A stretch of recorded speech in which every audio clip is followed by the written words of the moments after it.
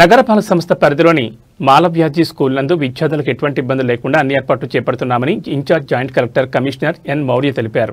బాలాజీ కాలనీలోని మాలవ్యాజీ పాఠశాల నందు బోట నీరు, మురుగునీరు రాకుండా చేస్తున్న ఏర్పాట్లను శుక్రవారం కమిషనర్ అధికారులతో కలిసి పరిశీలించారు.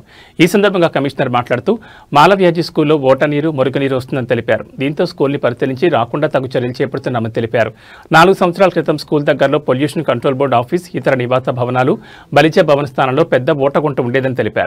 ఆ స్థలం పూర్తిగా పూడ్చి ఆఫీస్ కట్టడం వల్ల ఆ ప్రదేశంలో ప్రవహించే బోట నీరు దిశ మార్చి మాలవ్యాజీ స్కూల్లో గల తరగతి గదుల్లో బోటగా ఏర్పడుతోందని స్కూల్ సిబ్బంది తెలిపారని అన్నారు. గత సంవత్సరం క్రితం వచ్చిన ఓట నీటిని మరమ్మతులు చేసి పూర్తిగా అరికట్టడం జరిగిందని తెలిపారు.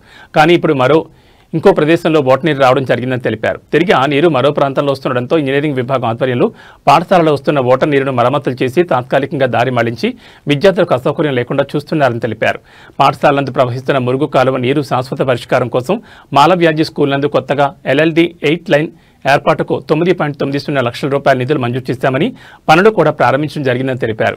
ఈ పనులను 5 రోజుల్లో పూర్తి చేసి పాఠశాల విద్యార్థులకు అసౌకర్యం లేకుండా పని పూర్తి చేస్తామని తెలిపారు. కమిషనర్ వెంట DE మధు, పాఠశాల ఉపాధ్యాయులు తదితరులు పాల్గొన్నారు.